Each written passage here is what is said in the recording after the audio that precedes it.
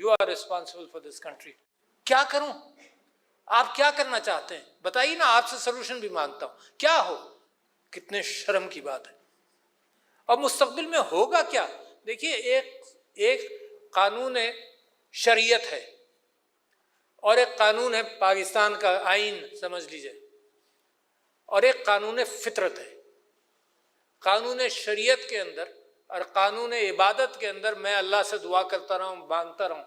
مگر قانون فطرت یہ ہے کہ اللہ تعالیٰ اس قوم کو آگے بڑھنے کی صلاحیتیں اور مواقع دیتا ہے جس قوم میں یہ عقل، فہم اور علم ہو. اللہ تعالیٰ کی پرائرٹیز انسان ہیں، اللہ کے اپنے اصول ہیں. یہ میں اور آپ تصور کریں کہ جی جن کے پاس علم ہے ان کو خدا روک کر اور میری قوم کو آگے کر دے گا، تو اللہ تعالیٰ کے اصولوں میں یہ نہیں ہے.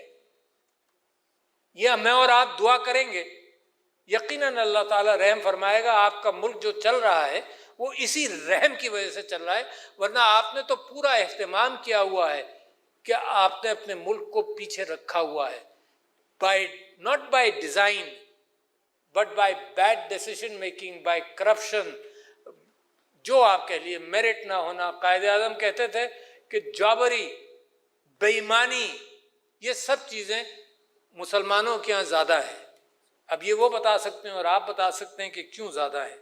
جہاں تک پاکستانیت کا تعلق ہے تو پاکستانیت ایک ایبسٹریکٹ لفظ نہیں ہے کہ بھئی پاکستانیت سکھاؤ. پاکستانیت اس چیز کا مجموعہ ہے جو معاہدہ آئین کا ایک کے ساتھ ایک سماجی معاہدہ ہے عوام کے. اس کو اگر آپ پورا نہیں کریں گے تو پاکستانیت کا کانسیپٹ اتنی آسانی سے لوگ اڈاپٹ نہیں کریں گے. یہ سلوگن تو رہے گا مگر اس کی ویلیو جب آتی ہے جب آپ پاکستانیت.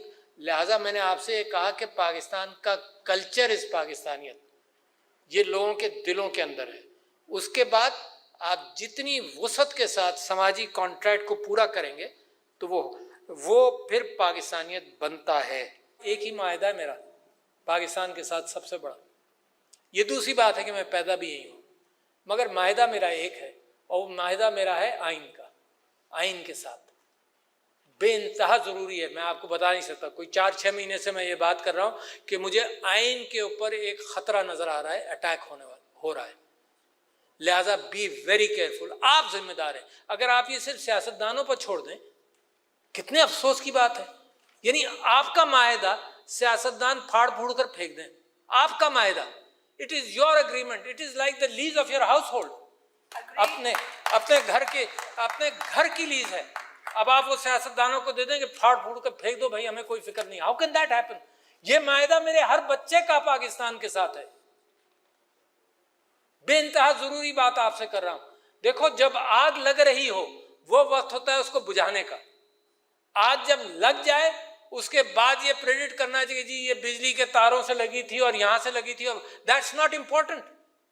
ہمارا عام طور پر طریقہ یہی ہے کہ بعد از واقعہ، بعد از حادثہ ہم تجزیے کرتے بیٹھتے ہیں اور ملامت کرتے ہیں اپنے آپ کو کہ اس نے غلطی کی، اس نے غلطی کی. when it is happening you have to play a role.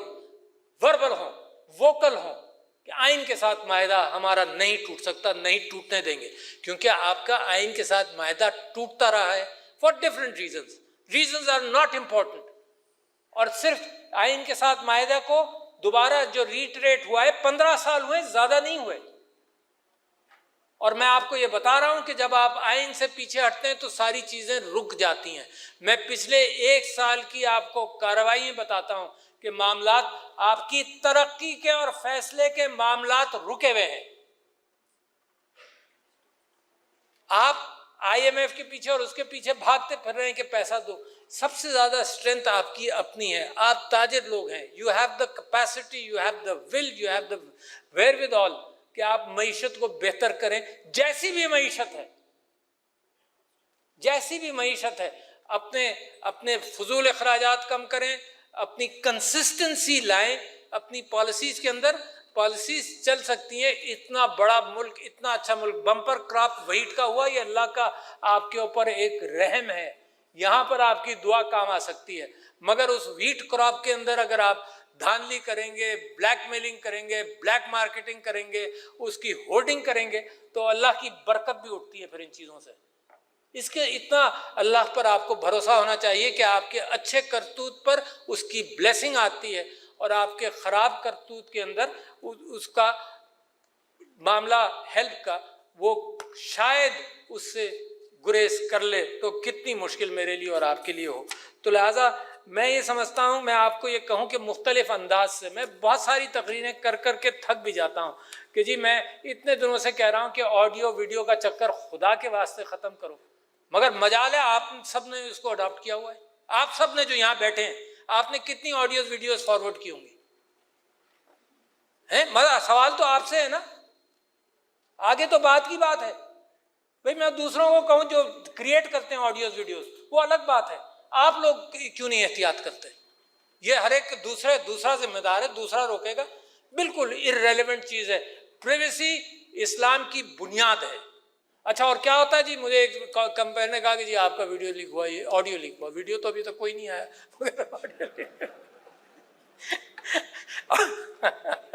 Audio leak ہوا ہے۔